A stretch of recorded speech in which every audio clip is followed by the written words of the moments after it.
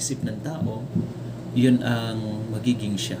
Amen. Nagka-manifest. Diba? Ibig sabihin, kung ano yung iniisip natin, yun yung i-epekto sa buhay natin. Amen. Kaya, kapag ang lagi mong iniisip ay masama, paano ka magkakaroon ng mabuting buhay? Amen. Kung sa isip mo palang puno ng kasamaan, so how do you experience yung good life?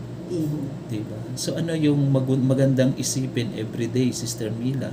Siyempre, kung gusto mo na magkaroon ng good life, mag-isip ka ng mabuti, mag-isip ka ng ayusin yung pag-iisip mo. Kasi pag hindi mo inaayos, ayun nga po, no, parang pasan mo yung mundo. Ayun nga po yung yung magkaroon ka ng ng outward manifestation, kasi kung ano ang mayroon sa loob ay siya pong lumalabas sa iyo.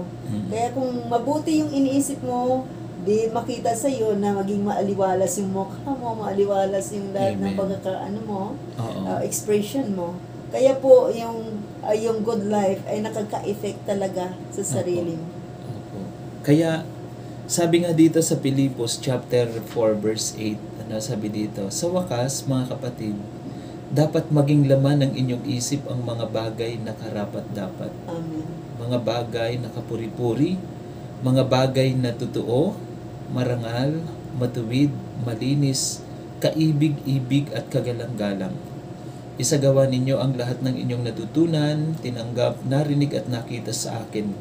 Kung gayon, sa inyo ang Diyos na nagbibigay ng kapayapaan. Amen. Yun yung yun yung full life. Amen. Na kahit maraming mga struggle sa mundong ito, ay meron kang kapayapaan sa buhay. Amen. Tama. Amen. Alam natin, Sister Mila, hindi lahat ng mayaman ay payapa. Totoo po yun. Hindi lahat ng mayaman masaya. Amen. Ikaw ba mayaman? Mayaman ako. Talaga mayaman ako. Feeling mayaman. Kasi po, kasi sir, may nakausap ako, talagang mayaman siya. Sabi niya, kahit anong gawin daw niya, mahirap daw siya makatulog. Kahit ilang gold eagle daw, hindi makapagpatulog sa kanya. Talaga. Kahit na magkaroon siya ng sleeping pills, mahirap daw makatulog. Kaya sabi ko, talagang mahirap magtulog, yung walang kapayapaan. Sabi ko, ang hirap talaga ang kapayapaan ay wala sa iyo. Kaya sabi ko, hindi talaga mabili ng kayamanan yung kapayapaan. Kaya po nagkwentuhan kami, at ayun po, sinabi ko po sa kanya, yung kapayapaan ay matagpuan lamang dito sa salita ng Panginoon. Amen. Kumusta naman ang tulog mo? Sa akin talagang mahimbing mo. Maganda yun. Maganda yun, oo. Kaya po, napakahalaga na alam nyo, kapag ang lagi mong iniisip ay mabuti, siyempre, ang mararamdaman mo ay mabuti. Amen. Kampante. Kapag ang iniisip mo ay masama, talagang mawawala yung kapayapaan. Amen. Kaya, unang bagay na susi sa isang magandang buhay pala, Sister Mila, ay yung pag-iisip ng mabuti. Amen. Kanina nga lang, habang nag-iintay ako kanina sa inyo po, sa pagbaba ko sa jeep, iniisip ko na, ano ba yung magandang isipin? Di ba kapag minsan pag may sakit tayo, lalo na kapag medyo tumatagal na, mas madaling isipin na mamamatay ka na kaysa gagaling ka. Di ba? Kapag nagkasakit ka siguro, ang dami mo nang naisip na ganito. Ano na kaya to, di ba? Kung ano-ano na yung mga sumasagi sa isip natin. Di ba? So, kaya po, mga kapatid, mahalaga na didisiplina din natin yung isip natin. Amen. At alam natin, Sister Mila, na our mind is so powerful. Yes. Pwede tayong dalhin ito sa mabuti, pwede tayong dalhin sa masama. Amen. Our mind is creative. Di ba? Sabi ko nga, di ba minsan, nung nag-talk ako, pinag-isip ko kayo nun minsan. Amen. Na ang init-init ng panahon, pero pinapikit ko kayo ng matatapos. Sabi ko, isipin mo ngayon, nasa Baguio ka. Diba? Isipin mo ngayon, nagbabakasyon ka sa Boracay. Diba? So, in that moment, na through our thinking, ay napipil mo No, kahit na andun ka lang sa isang lugar na hindi ka komportable, but through your thinking, sa pamagitan ng isip mo, ay pwede kang dalahin sa isang magandang sitwasyon. Amen. Tama. Kaya mahalaga Amen. yung pag-iisip na mabuti. Amen po. Kaya sabi diyan, sa wakas mga kapatid, dapat maging laman, no? Laman ng ating isip ang mga bagay na karapat, dapat kapuri-puri. So ano ba yung mga bagay na kapuri-puri, Sister Mila? Ang dapat isipin natin yung karapat-dapat, kapuri-puri, marangal, matuwid, ganon. Ganon po kasi po kung halimbawa nag-iisip ka ng hindi matuwid o hindi halimbawa marangal. iniisip mo, Yun. Lord, sino na naman kaya yung mabubudol-budol ko ngayon? Amen. Hindi na maayos yun. Hindi yun marangal, di ba? Amen, amen. Lord, sino na naman kayo mauutangan ko? Wala na talagang magpautang sa akin.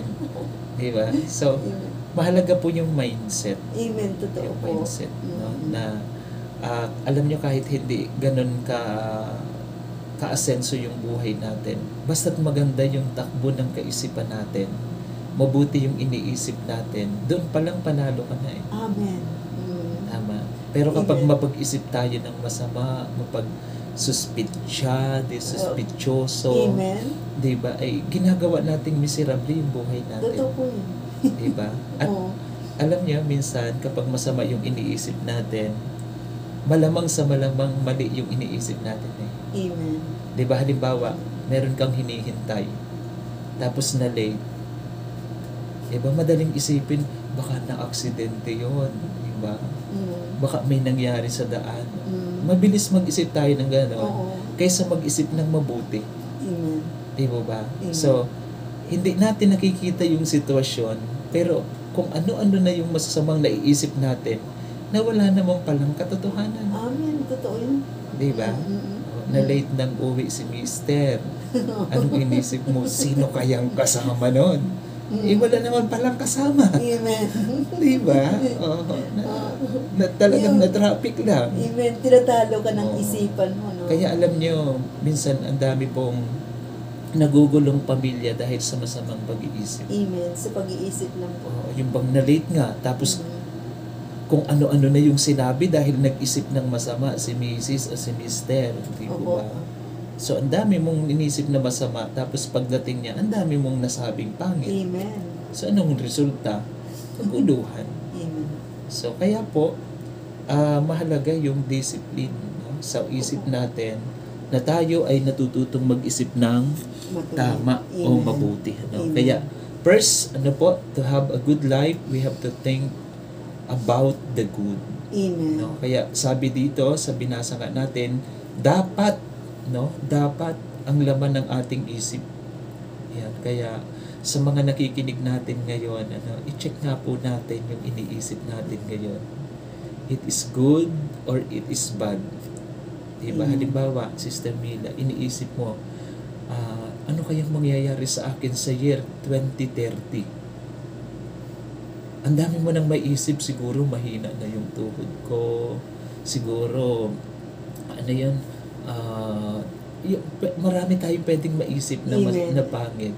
The problem is, darating ka pa ba sa year na yon? Kaya nga po. Di ba? Takot na takot ka doon sa pagdating ng taon na yon.